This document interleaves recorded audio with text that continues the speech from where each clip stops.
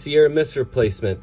Coming at the north side of Chicago. The only thing they had available were these little cans in 6-packs, but I'm going to try it out with some of this homemade Alfredo. We'll let you know what we think.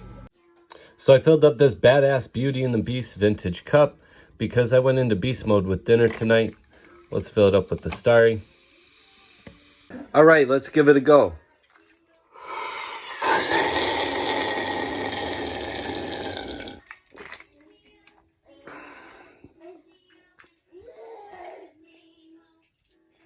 It tastes a lot like Sprite.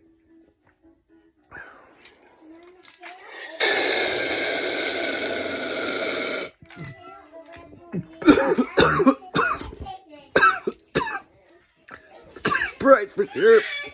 You did it, Pepsi. You created Sprite. Let me know what